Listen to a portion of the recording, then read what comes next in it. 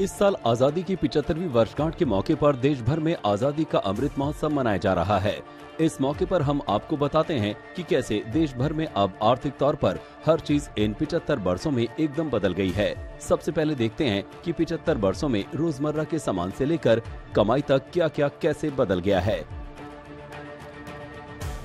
कितने महंगे हुए रोजमर्रा के सामान। सबसे पहले बात करते हैं जो हर घर की जरूरत है, जिसके बिना ना तो सुबह की शुरुआत हो सकती है और ना ही शाम का इंतजार खत्म हो सकता है। हम बात कर रहे हैं सुबह और शाम की चाय बनाने के लिए इस्तेमाल होने वाले दूध की। 1947 में दूध की कीमत 12 पैसे प्रति लीटर थी, जो आज बढ़कर 50 से 60 रुपए प्रति लीटर पर पहुंच गई है।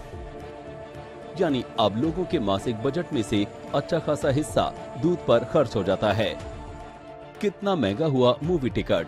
फिल्म देखने तो ज्यादातर लोग जाते ही हैं। फिल्म 1947 में भी बना करती थी और सिनेमा हॉल में उन्हें देखने लोग जाते भी थे। वैसे भी उस जमाने में ना तो टीवी थे और ना ही एंटरटेनमेंट के ज्यादा साधन। उस समय एक मूवी टिकट की कीमत 20 से 25 पैसे थी, जबकि आज एक मूवी टिकट 300 से 350 रुपए में मिलना शुरू होता है। लेकिन इन टिकटों के दाम स्क्रीन, लोकेशन और दूसरी सुविधाओं के हिसाब से कहीं ज्यादा भी हो सकते हैं। कितनी बड़ी लोगों की आमदनी। किसी भी देश की हैसियत का अंदाजा उसके नागरिकों की सालाना आय से लगाया जा सकता है। अगर भारत के मामले में लोगों की सालाना इनकम का अनुमान बीते 75 वर्षों में हुए बदलाव से लगाया जाए तो फिर आजादी के वक्त यानी 1947 में भारतीयों की सालाना इनकम 150 रुपए थी, जो 2021-22 में 91,482 रुपए प्रति व्यक्ति सालाना हो गई है। हालांकि कोरोना से पहले 2019-20 में ये 1.32 लाख रुपए प्रति व्यक्ति थी, जो 2020-21 में घटकर 1.27 लाख रुपए थी।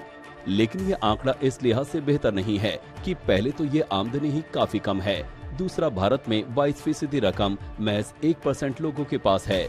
ऐसे में भारत दुनिया के उन मुल्कों में शुमार है जहां पर आय का असंतुलित बंटवारा है। 75 साल में कितना महंगा हुआ सोना। भारतीयों के लिए निवेश का सबसे पारंपरिक तरीका गोल्ड माना जाता है। बीते 75 साल में इसकी चाल को देखना दिलचस्प है। 1947 में सोने की कीमत 88.62 रुपए प्रति 10 ग्राम हुआ करती थी। वहीं आज सोने के दाम 52,000 के आसपास हैं, यानी करीब 52,000% का रिटर्न बीते 75 साल में गोल्ड ने दिया है। हालांकि 2020 में तो सोना 56,000 प्रति 10 ग्राम के पार निकल गया था।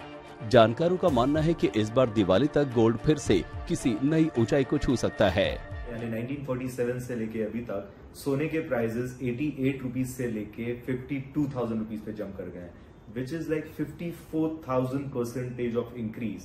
सो सोना इंडियंस के लिए हमेशा एक बहुत ही सेंटिमेंटल इशू रहा है। इट्स एन इन्वेस्टमेंट जो सभी करते हैं। आप छोटे वर्ग से लेके बड़े वर्ग तक सबको देखेंगे तो सोने में जरूर सब हर महीने कुछ न कुछ निवेश करते हैं। रत्न एवं आभूषण उद्योग ने आजादी के बाद 75 वर्षों में रिकॉर्ड तोड़ उन्नति की है और भारत के कुल निर्यात में इस उद्योग का योगदान लगभग 12% है। 1950 में यह आभूषण निर्यात कुछ 100 करोड़ रुपए होता था, वह अब 2020-21 में बढ़कर $39 बिलियन से ऊपर चला गया है और पिछले 50 वर्षों में तो यह लगभग 14% सालाना की दर से बढ़ रहा है। जिस तरह से दुनिया भर में मंदी का साया पसरा हुआ है, उसे देखते हुए अगर गोल्ड की कीमतों में तेजी आ भी जाए तो कोई हैरानी नहीं होगी।